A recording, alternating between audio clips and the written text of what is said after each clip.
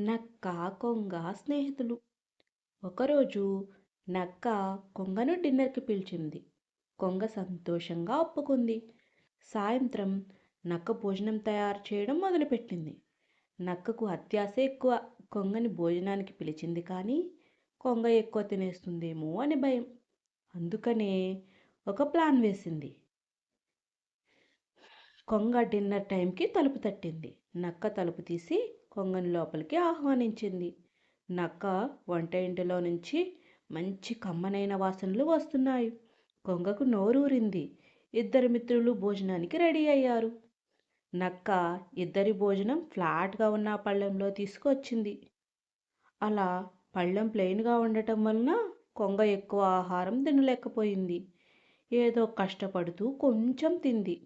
నక్క మాత్రం పళ్ళెం నాకి నాకి తిన్నది. కొంగ ఆకలితోనే ఇంటికి వెళ్ళిపోయింది. కొద్ది రోజులు గడిచాయి. ఈసారి కొంగ నక్కని భోజనానికి పిలిచింది. నక్క వస్తానని మాట ఇచ్చింది.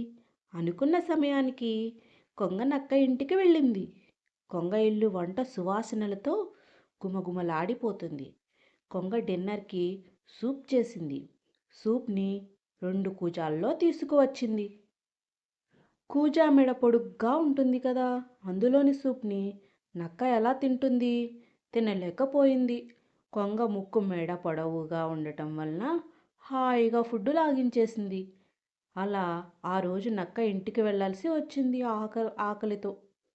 మన మిత్రులతో ఎలా ఉంటామో వారు మనతో అలాగే ప్రవర్తిస్తారు.